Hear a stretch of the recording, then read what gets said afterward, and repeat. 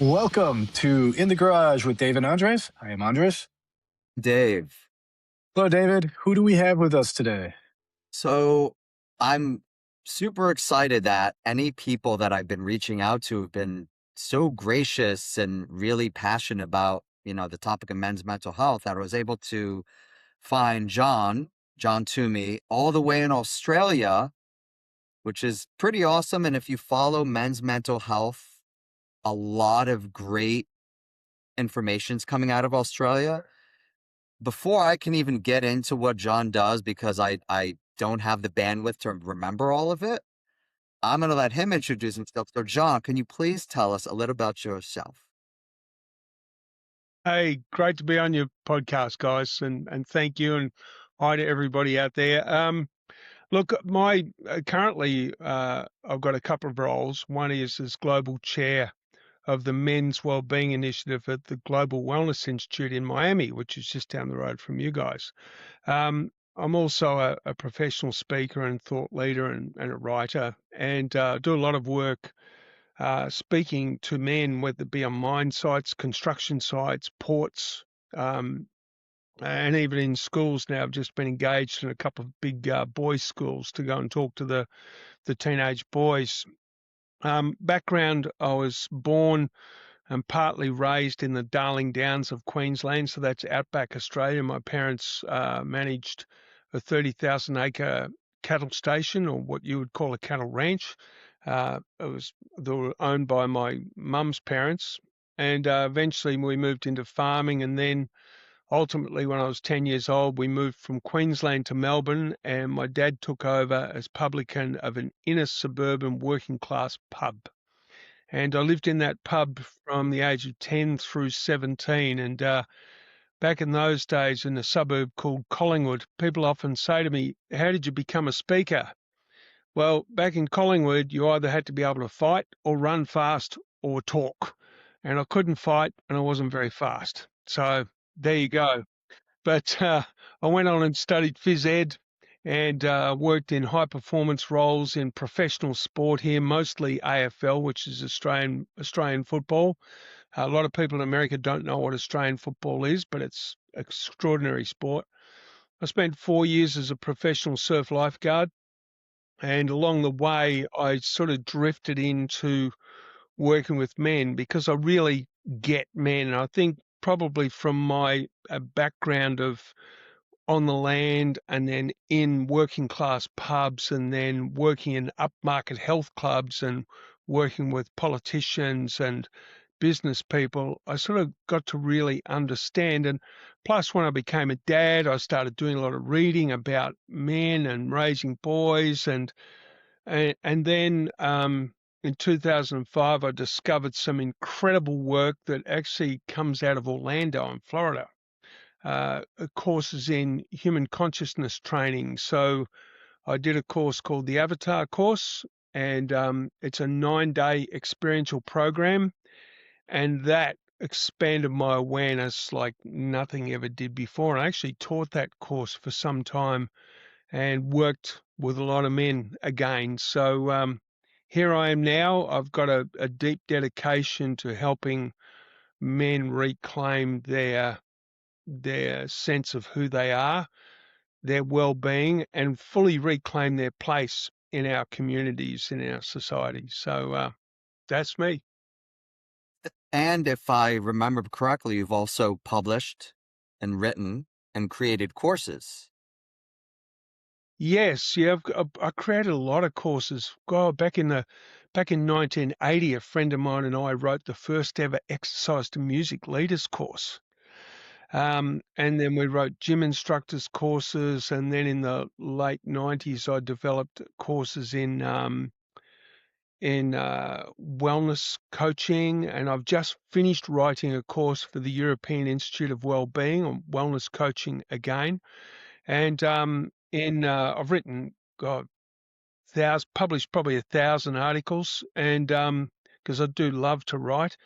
And in 2021, whilst we were comprehensively locked down in Melbourne, I wrote a book for workers who work out on mine sites. We call them FIFO workers, fly in, fly out. And there's a lot of mental health challenges out there, and there's too much suicide. And so I wrote a book that was aimed at the workers and their families to try to help them make a better fist of the lifestyle, because they get paid ridiculously good money out there, and 5 years out there should set a young fella up for life, and but for a lot of them, it leads them down a dark path, which is really heartbreaking. So one thing I wanted to talk about is kind of this big picture idea, because you're the perfect mind to kind of get your perspective of when we think of the workplace nowadays, right? 20th century, what's kind of changed over time. Andres is a wonderful resource of historical facts. Like, he listens to historical podcasts, and we talk about like big picture. I think it's important to know where we came from, what working culture was for guys, men, teenager, older men. What are the changes? What have you seen just overall in your experience of when we talk about mental health in the workplace, some of the things that you think are going well and places where you think we can still really improve? Yeah, wow, it's a really interesting one. So in the let's just say in the blue collar industries, one of the challenges there, well, in Australia especially, is that the guys get paid unbelievably good money, especially on the big construction projects. But there's no mentoring. Nobody's taking them under their wing and saying, now, what are you doing with your money? And so it's not uncommon for me to hear a young guy say, oh, I blew $1,000 on the weekend. What in hell can a young guy spend $1,000 on a weekend? But they're doing drugs, they're partying, and they're gambling, and gambling apps to me they're just so devastatingly bad for our society, because back when I was a kid, if you're in the pub and you wanted to place a bet, you had to leave your beer on the bar and walk 400 meters down the street to what we call the TAB, and you'd have to walk in, you place a bet, and you had to do it in cash, so everybody knew you were placing a bet. And everybody, if you wanted to follow them, you could look over their shoulder and see how much they were betting. Whereas the reality is, Andres, you could be placing a bet on your phone right now while I'm talking to you. And it's an epidemic right through society. Part of the reason these schools are calling me in is because the number of kids who are gambling. It's So interesting you I say think that, that, because we had a gentleman on recently, and it's almost analogous, where he talked about porn addiction the same way, where now it's so much easier and there's unlimited access, just like you're kind of saying. So, other than like kind of the mentorship for these young guys when it comes to money and spending it, what are other things you're kind of seeing in just workplace environments? well, I think that, bullying is still a significant issue, and there's a lot of work being done um, to get the men who are standing by and doing nothing to stand up when they see bullying, to take action and not just make it okay. That's a significant one. Also, a lot of these projects are under incredible pressure. So the pressure comes down from the top. And so these guys are being asked to work 6 days a week, and they're gladly taking it on, but they're not getting the rest they need. And so that starts to play out on them over time and break them down. And again, they're not getting any education at all on how to cope with it. Now, in good times when things are less pressure, companies will get somebody like me in often to do a 2 hour session to educate the guys, give them resources, and help them make better decisions. And some will take it on and some won't. But the ones who do take it on tend to keep nudging the others. So you start to get a better culture in the place. But when the project gets under pressure, all that stuff disappears. And it's basically, it's like the guy at the top of the company, as he's got his foot jammed down on the accelerator, and they're just rushing to completion to minimize their losses. But the sad part about that is they end up with workers' compensation claims that blow out to tens, hundreds of thousands of dollars, and it's like nothing really gets fixed. So there's a lack of wisdom. Now, if you said to me, what's the source of that? I've seen this happen a few times where there'll be a great company that's privately owned, really good company. The people in there love working there. They love the owners of the business. It's a big, happy family. And the owners of the business get to the point where they're looking to finally step away and they take the option of floating the company on the share market. Then all of a sudden, there's a new group of people that become more important than the employees. They're called shareholders. And I've watched the culture inside those companies just collapse. And the stress is, you would have beforehand, you'd have people working to 7:30 at night because they love their job and they love their company. Then you get people working till 7:30 at night because they're frightened to leave. It's so interesting because we talk about, and Andres, I'm going to have you kind of talk to it because you've worked for these large companies where, we talk about the old days of, your kind of traditional household where the guy can work 9 to 5, 5 days a week. The wife could stay at home, take care of the kids, or if she has a little part-time job and you get, decent amount of money, you can afford this, that, whatever else. Like you said, that doesn't exist as much anymore. There's more of the working till 7:30 or the fear of not getting it done or the fear of getting fired. Andres, what was your experience? I mean, it's it's interesting how basically the white collar culture is now pervasive in the blue collar industry because yeah, like that was basically what I experienced.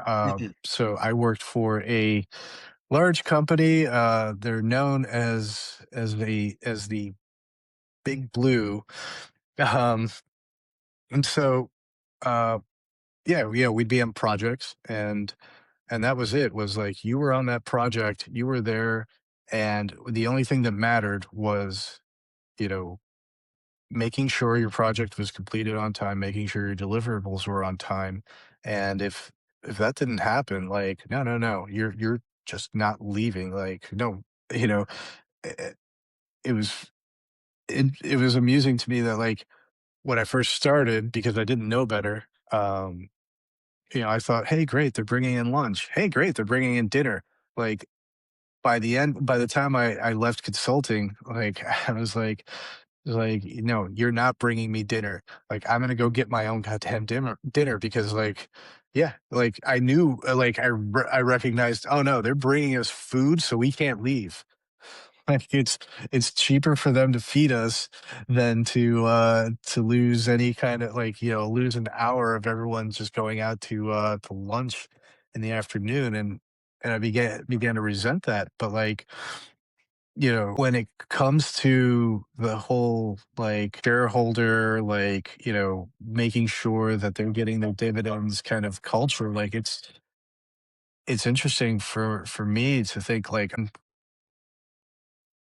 where I worked, we were there and we knew that was it, right? And they gave us employee stock purchase so that we kind of saw exactly how well we were doing by like how nicely our stock went up. Um, but yeah, the burnout rate, like, I can't imagine if we had to actually do something physical during those times. The burnout rate was incredible with the consultants because yeah, like you worked until you felt that like, you know, you could go home and like be okay, or you worked until you recognize that like you were actually like setting yourself back a little bit because you were so tired and so like just out of it that like it was time to go and you struggled driving home from work because you're just burnt. Um, So how often, John, do you see this kind of culture still existing? It exists today. I mean, I speak to people about it today, and it's and I refuse to treat anybody as a victim because that doesn't do them any good. And there's a factor here that people really are not talking about. And up until the end of 2024, I was global chair of workplace wellbeing at the Global Wellness Institute, and some people on my team wanted to talk about work-life balance. And there was something really troubling me about that. And I delivered plenty of talks on that subject, but I realized that work-life balance is an integrity issue. And I'll explain what I mean by that. So if I get a job with you, Dave, and you say to me, look, this is the job, I reckon it's going to take you 40 hours a week and I'm going to pay you this much money, and you give me the job description, and I say, great, off we go. And after a few weeks, I realize that this job is taking me 50 hours a week, and I'm working hard and I'm being conscientious and diligent, but it's taking me 50 hours a week. I then have a choice. Do I go back to you and say, Dave, our agreement isn't working for me. We need to renegotiate this because this is what's happening. Or do I suck it up and keep going? If I make the latter decision, I'm no longer a victim of you. I'm a victim of myself because I know that I need to go back and say, hang on, this agreement's not working. And life is about agreements. I mean, I work with my son who's got two little boys, 5 and 3, and he has trouble controlling them sometimes. And I just say, well, because you haven't got an agreement in place, mate, you know? Help them to understand agreements now, and along the way their moral compass eventually won't allow them to break agreements. And so this is a really crucial part of all of this. And the same thing happens with people who are running these big companies who are telling the employees one thing, knowing full well that they're going to have to abandon that if something funky happens with the share price. So they're losing their integrity on a daily basis. And I learned something really crucial last year. Different drugs suppress different feelings. Yeah. Nicotine suppresses anger. Alcohol suppresses fear. Marijuana suppresses sadness. What do you reckon cocaine suppresses? sleep. um, And well, it wouldn't be anxiety. Cocaine can make you more anxious. I don't know. uh, It's yeah, shame and guilt. Ah, okay, yeah, that makes And you sense. see, when you've got so many men in the corporate arena constantly compromising their own moral compass, guess what they're going to feel, you know? yeah. And that's why cocaine is so out of control, the use of it in white collar industries. It's so interesting. You talk about it from the perspective of like working in these companies, workplace kind of climate.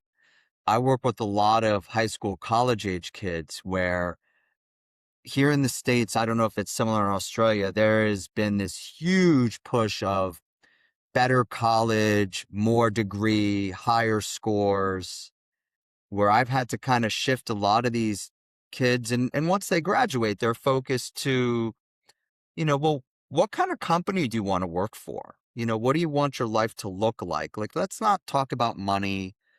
Where do you want to live? Like, what purpose, what meaning? Do you see on the other side of that, do you see workplaces that are kind of like a juxtaposition of that, where they really emphasize, well, I want my employees taken care of and to feel cared for and to want to be here? Yes, I do. And to go to your position, I think the university system and the fantasy of education's out of control in America. You know, kids are going for master's degrees and PhDs, whereas in Australia, nobody really cares about Yeah. that. What they care about is, can you do the job? You know, of course, in some you have to be qualified to practice as a lawyer, Right. um, but yeah, I definitely do see businesses that really actually do care about their people and they want their people to stay there. They don't want them to leave. And I did a lot of work for a big New Zealand-based construction company, great company, still family owned, and it's a tier one builder here in Australia called Fulton Hogan. And they go to the ends of the earth to really care for their people and take care of their people. To the point where there was a near miss of two water trucks nearly running into each other. And there was no one near them at the time, so there's no chance of somebody getting hit. But the reality is that shouldn't happen. So they shut down the whole project for an entire day to get everybody in a room together to go over the incident and see what happened to make sure that doesn't happen again. Now, that's a great company. But then I've seen other companies in the construction industry, they don't care if there's a problem on site. I mean, one of the companies, if they've got a problem on site, they'll go and get a couple of dozen cans of beer, stand the blokes around, have a couple of beers, have a chat about it, and back to work. You know, that they don't address the problem. It's because it's like pedal to the metal, accelerator to the floor. Let's get this project done. Yeah, it's interesting because I went from this sort of being a cog in the giant machine to working for what was considered one of the best companies to work for. It's a local software company around here. And what I realized was,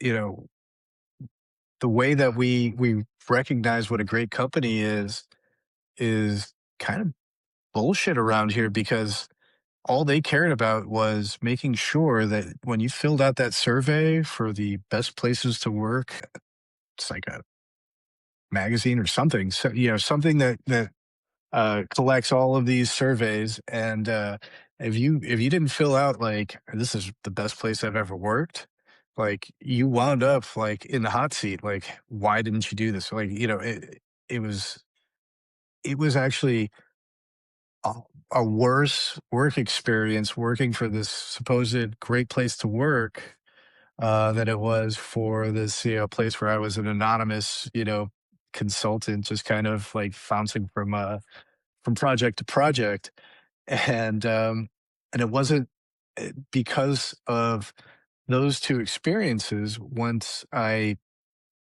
wound up kind of going off on my own for a little bit, I wound up working, doing a couple projects for a local company, another local company here. They're a auto importer, and there I actually realized that okay, this is a great company to work for. They actually care about their people. They have, it's a private company. They have programs in place to make sure that everyone's happy.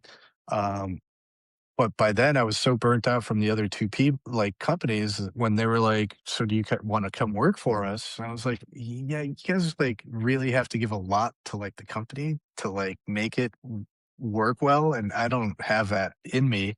I don't want to like make this company part of my personality, part of my lifestyle. Like I don't, I want to just punch the clock and go home and be, live my actual life."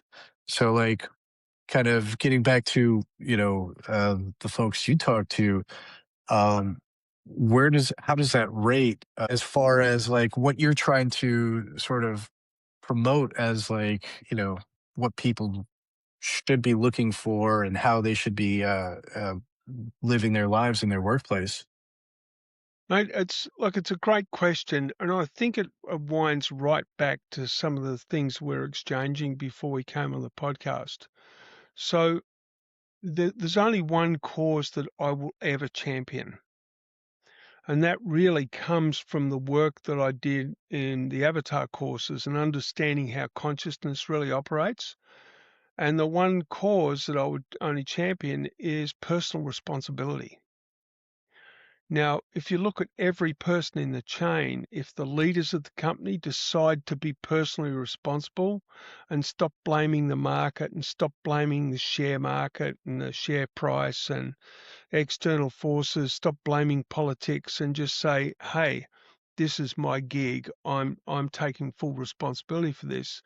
And the same thing, every employee says, okay, I'm going to take responsibility for myself and for what I experience around me. Because, if I walk through a work site and I see another worker bullying a more vulnerable worker, well, that's my gig because I saw it.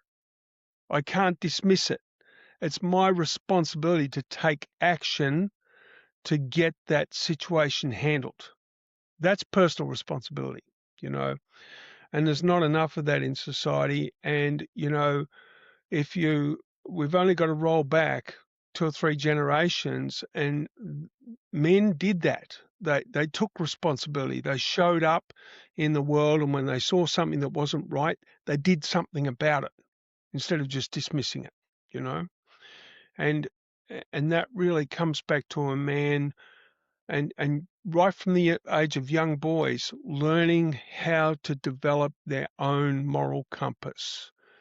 And it's got nothing to do with what they might read in a Bible or a Quran or anything like that. It's like you knowing in the core of your being what is the right thing to do in this moment and what's not the right thing to do.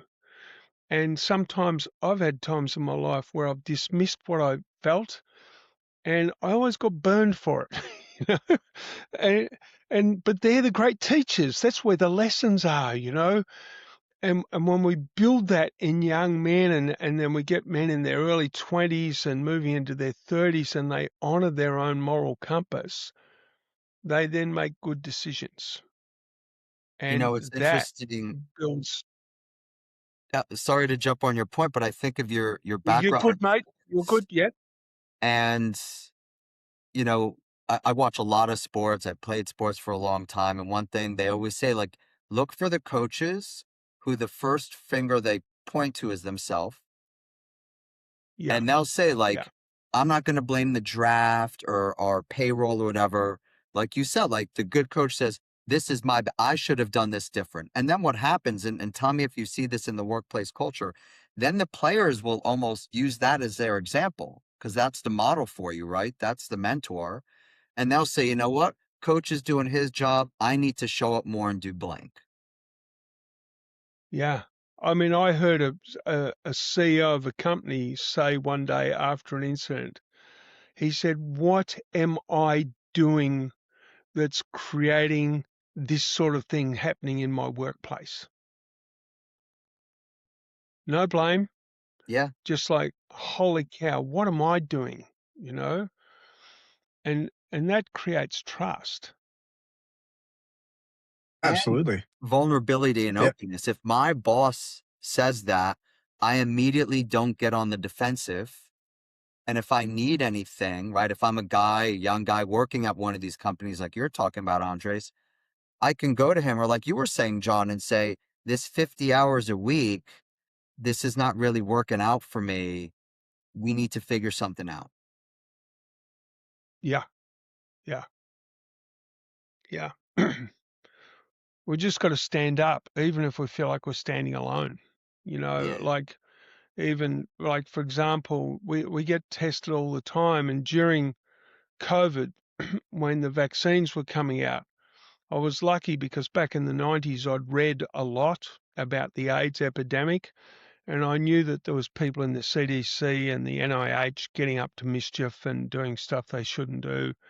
And the drugs that they brought out for AIDS, I thought were really destructive. And I know that one Dr. Fauci was right in the middle of that. So when he appeared in the COVID pandemic, I thought, I won't be trusting anything that you say. And in the end, I stood firm that I was not going to take any of those vaccines. Now, I understand human health. I've taken really great care of my immune system my whole life. And I wasn't telling other people they shouldn't have it. I just wasn't going to have it myself. And I've got 8 siblings, and I got slammed constantly, and I got slammed by other people. And I thought, what a test. It would be so easy to roll over and just get everybody's approval. But in my heart, I just couldn't do that. I just couldn't do it. I had to stand on what I believed to be right for me. And sometimes that's the most challenging thing for men, because they might be in a workplace where speaking up might bring a lot of resistance. But the problem is, if you know and you don't speak up, you're going to end up hating yourself.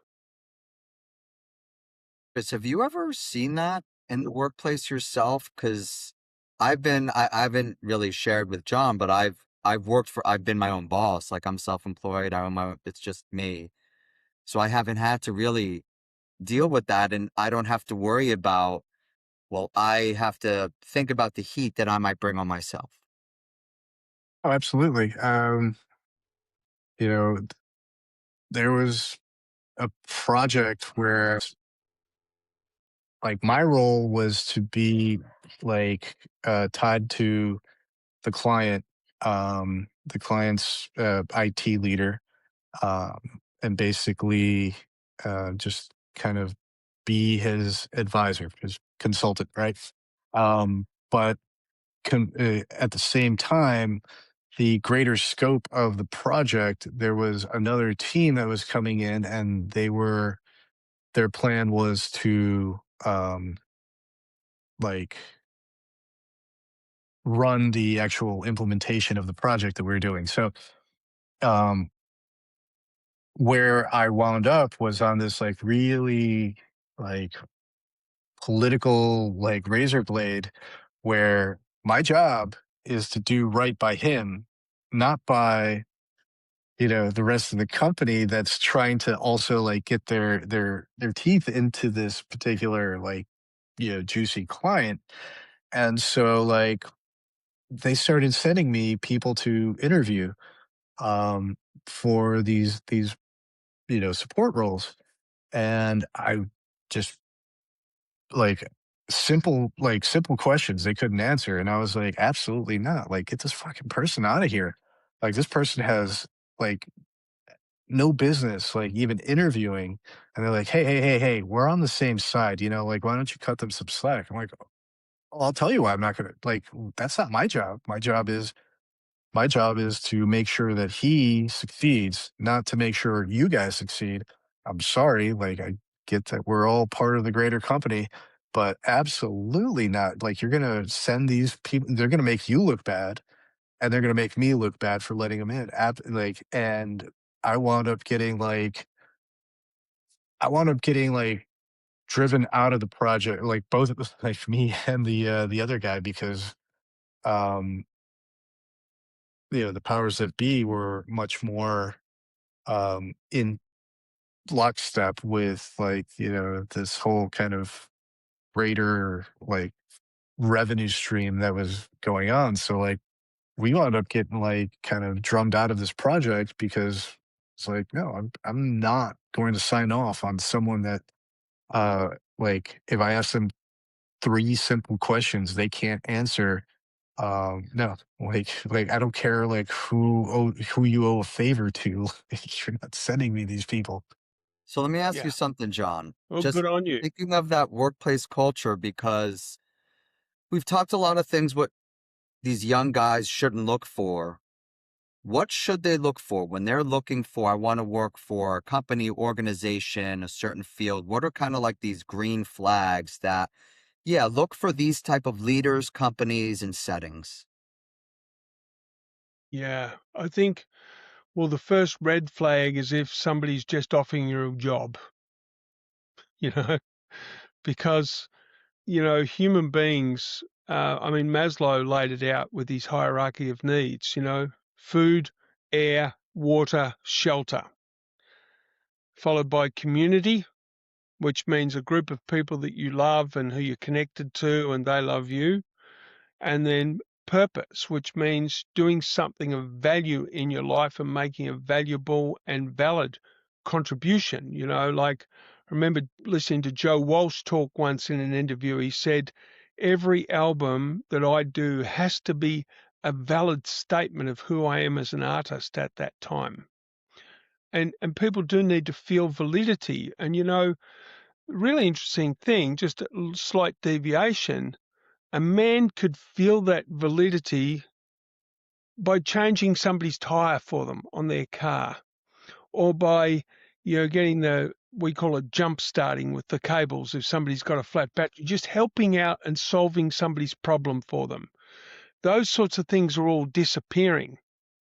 But men need to feel like what they are doing in their daily life has got some importance and some meaning to it.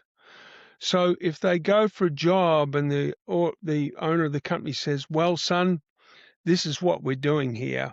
We're building this, or we're creating this because it's going to have this impact and it's going to help these people and it's going to add value over here. And the end result of it's going to be this, which is going to really impact the lives of families and kids. Then the young person's working with somebody who wants to create good in the world, wants to create, and they can be part of that creating and part of delivering that contribution. To me, that's the biggest green light you could ever find, you Absolutely. know? Yeah. God, I think we've touched upon it multiple times, just the idea of purpose, meaning, service. Like you used the term beautifully. I'm going to steal it for the future, like that moral compass. And we have friends, Andres and I have a few friends that I know they don't have that where they work. And you could see how it impacts them. And now that they're our age, we're middle age, we have kids, it is burdensome. Yeah. So Well, can I tell you a that's, quick story? yeah, please tell multiple. I could So listen to you all night. when I was in my 20s, I was walking through the Pacific Dunlop tire factory because they wanted me to give my perspectives of how we might improve the workplace. And as we were walking through, I was introduced to this little guy who was a very short man. He would have been maybe 5 feet tall. And he was covered in black stuff, just filthy from head to toe. And he was as bright and as alive as you could possibly get. And I said to him, "You're a happy chap." And he said, "Well, why wouldn't I be?" I said, "Well, I don't know. What makes you so happy?" And he said, "Well, my job." He goes, "I do the final checks on the integrity of these tires before they go out to be shipped out." And he said, there's a lot of mums out there driving around in their cars, taking their kids to school and they're taking their kids to sport, and they've got to have good tires. And he said it would be a terrible tragedy if something happened to one of those mums on the road because of inferior tires. He said, so my job is to take care of every mum and every kid in this nation. And I take that with incredible importance and responsibility. And I just looked at him and I thought, wow. Right? He's black and he's filthy and he's covered Yeah. in shit and he's the happiest human being I'd met, I've found with a lot of the young people that I work with, one thing they really don't do in any of the educational system, whether it's whether you call it primary school where you are, secondary colleges, post, they never tap into like purpose, meaning, why are you doing this? Why are you getting a master's in business? Why do you want to get a PhD in English literature? Like, what's the purpose here for a lot of people? Like, so a lot of the kids I work with, it's great. I get the whole kind of spectrum of the socioeconomic status, right? Where your higher affluent kids, they're kind of told like, well, I need to make money, so I need to be a lawyer or a doctor or in finance or real estate. Like, and you see when it doesn't align with their values, I can't think of one time that that's worked out well. And I've been doing this 20 years plus now versus the person may be barely making enough to make rent and everything else, but they're doing something in line with like you said, their moral compass, they're conscious, and mental wellness, like just an absolute beacon of like mental wellness. So other than like having that purpose, what else do you kind of advise these people? Like, all right, like you're going through school, you're learning, you're doing these things. All right, guys, like now thinking of you're going to get older, you're going to work, you're going to have to provide. These are some of the habits that you really need to develop that are going to be important for you to kind of like maintain your mental wellness. Yeah. Well, I mean, it's a great question, and I think that part of it is that we making money and career so important in our lives that we forget the other things that are really crucial, and a lot of people end up sacrificing themselves on somebody else's altar, you know, which is a level of insanity. But one of the things that I do is I ask groups of men or groups of boys, I just say to them, who do you want to become? Like when you sit quietly and ask yourself, what sort of man, what sort of human being do you want to become? And get really honest with yourself about that. And let yourself get to the point where you can feel that is what you want, not just what you think or you fantasize about, but really feel. Most people would want to come back and say, I just want to be a decent human being. And you see, when you learn to live your life with decency and sincerity, then you're less likely to do things that erode your self-acceptance. Self-acceptance is a huge part of mental well-being. Do you like yourself or don't you? And the more people conduct their lives in ways that leave them liking themselves, their mind relaxes. The mental garbage that goes on trying to justify what they did, the ruminating, the worry, all those things start to fade down. And so I basically say to people, one of the things I learned from Harry Palmer and his Avatar course is about the flow of attention. See, attention can flow out into the world or it can flow back into your mind. The more attention you have out in the world, the quieter your mind is. The more attention you have back in your mind, the busier your mind is. And you might think, well, how does that really work? And my question to people is, have you ever gotten in your car and driven 45 minutes across town and arrived at your destination with zero memory of the trip? So where was your attention? Just enough of it to It stop was you here, hitting other cars, and the rest right? is running in here ruminating over Yeah, shit, right? yeah. Whereas if you look at your American Indian forebears or our Australian Aboriginal forebears, because of the way they lived, and even my grandfather, when he was building his cattle station from the ground up, those people, their attention was out all the time because it was monitoring the environment to notice what needed to be noticed, whether it be threats to survival or weather or animals or whatever the case may be. And they didn't spend a lot of time thinking. You know? And so consequently, they had very good feel for what was going on around them.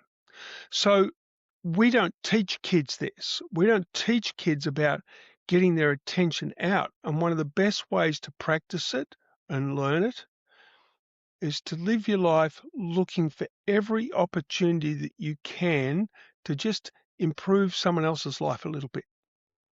For example, Yes. you I'm going to might go start into that one too. Starbucks. That's really good, John. Yeah.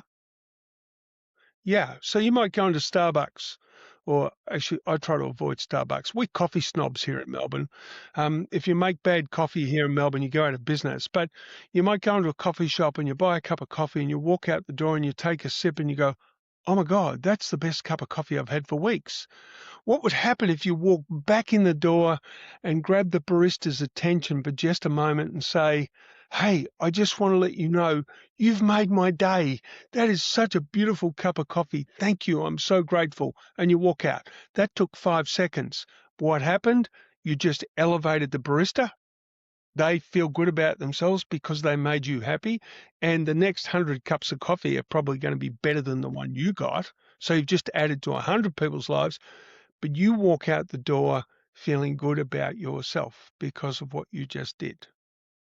That's a So great I think our most, thing to put on the checklist yeah, of almost, right? Like, sorry, just to finish that off a little bit, go ahead, Dave, please. our most powerful tool that we have in our arsenal to elevate our own mental health is our kindness. And And it's I easy. agree with that. The when I oh, Go ahead, buddy. it is easy. Yeah, I mean, my most successful project for me personally was one where I was kind of on my own, and that was the attitude I took. Like, all right, everyone here is struggling, right? Like, I work with data, so like, you know, but data was running everyone's life, and they were not interacting with it in a way that made their jobs easy. And I was like, okay, like I went from person to person and like, what would make your life easier? Like, what could I do that would make your day to day operation easier?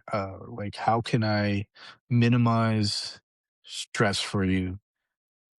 And each one had a different thing, and it was something that I could help them with. And that in itself was like the most rewarding thing. Like, that motivated me to go get a master's in sociology because I was working with an HR department at the time. And I was like, I know data, I know analytics, but I should learn the human side of this. Like, how can I like round out my skills so I can be able to help people, um, to do their jobs in this same way that like all the stars aligned, and I was just in a place where they really didn't have like a set, you know, deliverable for me to deliver, and they were just like, "Hey, can you help us out?" Like, so yeah, I can help you out. Like, that's no problem. Like, what do you need? Like, let me make your life easier. You know, and yeah, so absolutely. Like, I'm glad. I'm glad to be validated by you, John, because like, it, yeah, I thought I was like crazy. I was like, no, no, no. I just want to make. I just want to like, what's your motivator? Like, I don't know. Like, make everyone else's life easier around me. Like, that That's should be not, good, right? and Like, John, you see it probably in multiple countries. Like, that's not where we are right now. Like you said, it's about profits, shareholders, dividends, bottom line, productivity. Unfortunately, that kindness, that helpfulness, that mindfulness is not as rewarded. Yeah. Well, So before we kind of let you go soon, because I don't want to take up too much of your morning, because I know it's morning time there. Um, we talked a lot about big picture kind of workplace, um, those green flags, the things that you should kind of look for and be aware. Like, listen, if you're seeing these things, or if you're out of alignment with your own moral compass and you're not feeling that you can be personally responsible, or you're going down a bad path, what do you recommend to the people who are really, really struggling? They come to you for help. What do you usually advise, or what direction do you point them in? um, I think that firstly, when it comes to mental health challenges, there's very few people that have actually got a diagnosable chemical type problem. And so sometimes when people are just sad and upset and distressed, it gets labeled as mental health, whereas they're just sad or upset or distressed. Um, and so dealing with that issue in the moment and just having a conversation, allowing the person to unpick it. And the really interesting thing about men is they don't like talking face to face. That's not how men roll. they like to be side by side with their gaze over the horizon. So oftentimes a good way to get a bloke to talk is just take him for a walk or sit on a bench somewhere and have a beer and just allow his attention to go out and just allow him the space to explore what he's feeling. Because this really interesting thing here that's I think is really crucial and it's really misunderstood. And that is that a feeling is just a feeling. An emotion is a response to a feeling. And so a person can have a feeling like sadness, and the emotion might be crying and, having a wail about it, and all that's fine. But over the last probably 30 years, we've had this merging where there's this idea that men should behave the same way women do when it comes to feeling things. But men are not the same as women, totally different.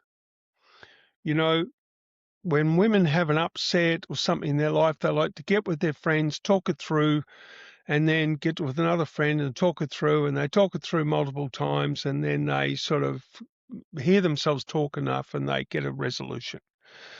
Whereas men, oftentimes, they just need quiet because they just want to feel their way through it. And that's why a lot of men just wander off. There's a lot of men I know of who work in the city and every weekend they go bush. They go fishing, they go hunting, whatever, because they want to feel the space so they can just process what they've had during the week. They actually don't need to talk about it.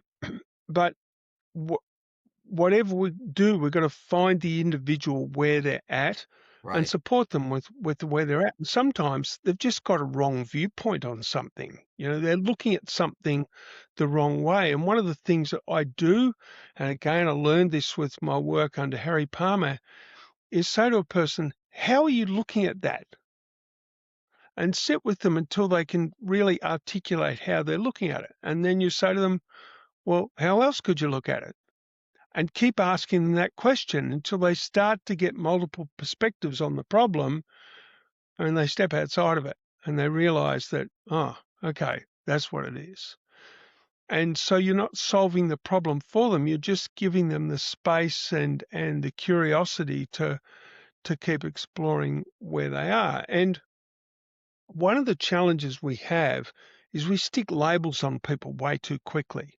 And I'd like to share a story with you quickly about this. So in Australian rules football, the oval that we play on is there's no specific dimensions, but it's around 200 yards long and 180 yards wide, and it's oval shaped. And each team has 18 men and they're spread all over the field, so there's no offside. And so there is an opportunity for violence in the game. And I was playing a game once. I was in my early 40s because I loved playing. And there was a guy on the opposition team. He was a big bloke. He was a real man mountain. And he was not quite as, I'm 6'4". He was probably 6'2", but he was heavier than me, bodybuilder, huge guns, big legs. And he was running around king hitting people, like throwing these haymaker punches, that, as I say, sometimes you probably could have seen them from the moon. They were that obvious. And and I said to the umpire, in Australia we have an affectionate term for our umpires. We call them umpy. And I said, umpy, what are you going to do about that? And he looked at me and said, you just focus on your own game, which is umpire speak for I'm too scared to do something about that. Yeah. And I thought, well, I'm the biggest and ugliest bloke in my team and the most experienced. I'm going to have to pop this bloke off to sleep before he hurts somebody. So I'm running around looking for an opportunity to do to him what he was doing to my teammates. But I must have been starting to grow up a little bit by then because I started to contemplate the consequences of my actions. And if I had knocked him out, I would have given his teammates the green light. And they were pretty tough boys. So a quarter time, I just ran over to him. And I said to him, mate, you got a minute? And he shaped up to me. And I said, hey, it's okay. I just want to talk to you. I said, listen, you don't know me, but I'm a pretty good guy. And my teammates are all really good guys. Some of them are dads. Their kids are here watching the game. And I said, I imagine you're a good guy too. And I imagine your teammates are really good guys. So I can't understand why you're doing what you're doing. And I guarantee his face nearly fell off. And he said, "Oh, shit, mate, I'm sorry." He goes, "Oh, bloody hell." He goes, "I can be such an idiot sometimes." And I said, "Really?" He goes, "Yeah, I just get carried away. I can be a real idiot." I said, "Well, how about we do it this way? Put your fists away. Let's have a really good game of footy and I'll buy you beer after the game." So he was a different person for the next 3 quarters.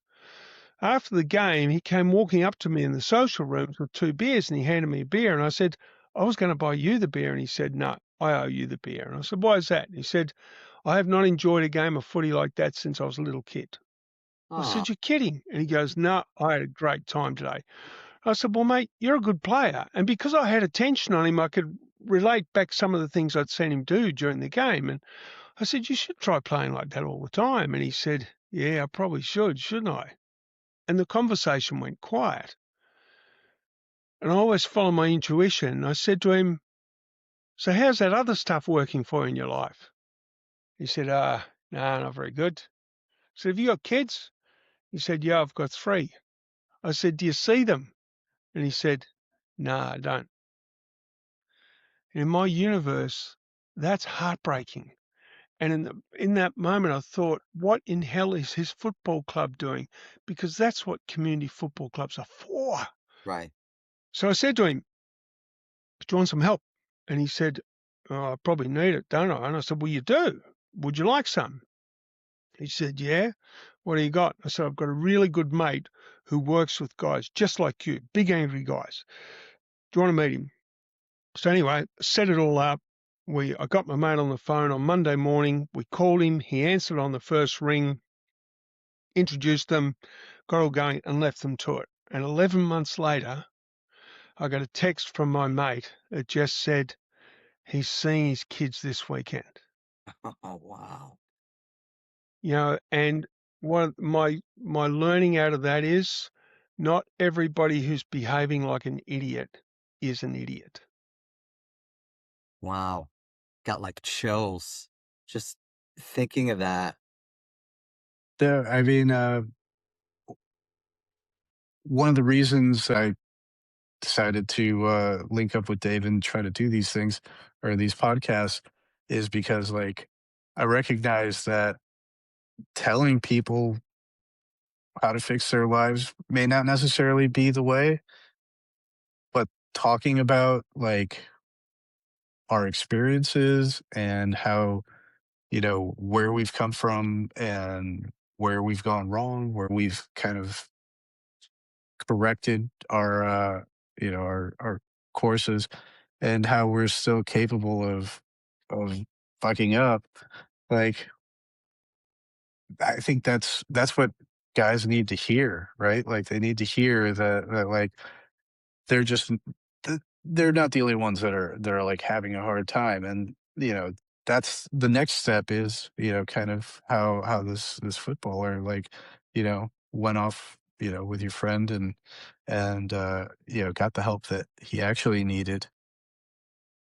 But a lot of where we're at in this world is we don't actually, as men, don't know how to take that first step to, like, saying, all right, well, like, maybe I'm not happy. Maybe I'm on a downward trajectory that is going to be problematic for me. And uh, yeah, I tell this story semi frequently, even on this podcast. Was like, I took an Uber home one night. I forget what the event was, but yeah, I was feeling pretty good, and me and the Uber guy were talking, and I don't know how the conversation shifted to, like, how he was struggling with, like, a drug problem, and I was like, "Hey, man, like, it happens." Like, as he pulls up to my house and, he sees, like, living in, like, a nice house in a nice neighborhood, and I was like, "It happens. Like, let me tell you about, like, you know, where I can what happened to me." And, you know, half an hour later, sitting in my driveway with an Uber driver, like, he was like, "Man, like, I appreciate, like, this conversation." I was like, "Yeah, I kinda wish I could have this conversation with all the guys, like, in your situation, because it's hard, there's no, like, Men's Magazine or, I don't know, whatever the other, men-focused magazines, like, they don't have articles that are like, um, yeah, how to deal with your emotions, how to deal with, when you're, struggling with, you know, family life, how you when you're struggling with your work, like, it doesn't have it. It's all about, like, how to get more jacked, like, what type of protein, powder is working best these days, and so, um, that was my drive to, like, kind of put this out into the world and say, like, "Hey, guys just need that permission." We grow up needing that permission structure, like, "Hey, like, we need the permission structure to actually, like, think about whether or not, like, do I need to talk to somebody?" And so, but, like, your story encapsulates that perfectly. Like, this guy, like, he didn't recognize it. He was just going around punching people because he was bigger, and, like, that, probably helped win the games. And I take that and I, like, encapsulate it into a smaller thing. Like, my kids, play ice hockey, and probably the maddest I've gotten my son in recent memory was after a game that they lost during the lineup where everyone kind of shakes hands. He didn't, and I was like,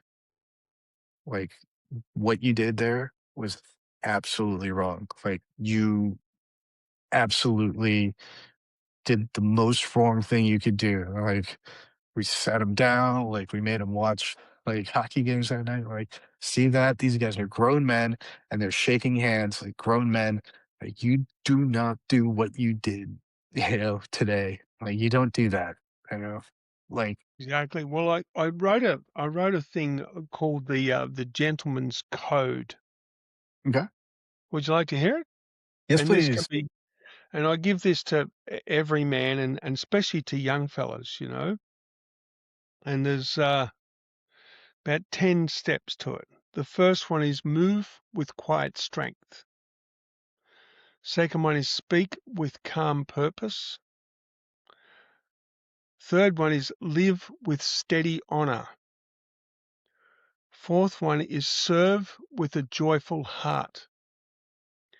Fifth one is develop personal skills and gifts with integrity and boldness.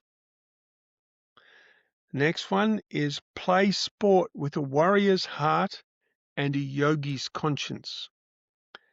The next one is treat all people with dignity and respect. The next one is seek to always remain vigilant and aware. The next is to stand tall when guardianship is required. Then seek mastery over the mind and responses to circumstances. And finally, stand for what is right, even when standing alone. I love that. I absolutely love that. Well, Yeah, it's something to aim it's for. It's not something you can become in a day, but it's something to aim for. but I'll yes, send a copy of no, I that mean, through to you. it's okay, John. Sorry about the technical difficulties with Dave. But before we get out of here, can you tell everyone where they can find you, and if there's anything you'd like to plug on your way out? Would Yeah, love great. that. Thank you. Look, just about everything is on my wellbeingthoughtleaders.com website. You can find me there. And please reach out if you've got questions or if you want to get me to speak. I do come to the US a lot. So if you're an American organization and you'd like me to come and talk to your people, please reach out. Also, my book is there. My father-in-law, he lives in Las Vegas, and he was a former CEO of very large hospitals. He read my book twice, and he said, Okay. "This is not just for FIFO workers." He said every person should read this book. So that was a nice endorsement. But in all seriousness, you can also find me on Substack, Instagram. I have a podcast that used to be called the Good Bloke Not Woke podcast. It's all about confident masculinity. I've just rebranded the podcast to Masculine Intelligence, and that will be the title of my new book as well. So all there. Okay, awesome. And next time you're in Florida, uh, give us a call. I'll have a beer with you if you'll have a beer with me. That would be my great pleasure. And there's some great beers in America. There's no doubt about that. So, yes, definitely we'll do that. All right, 100%. All right, John, thank you so much for sharing your time with us. And, hope to talk to you again. Thanks, Andres and Dave. Brilliant. Thank you very much. Take good care, eh? Yeah, have a great day. You too. Bye now. All right, bye-bye.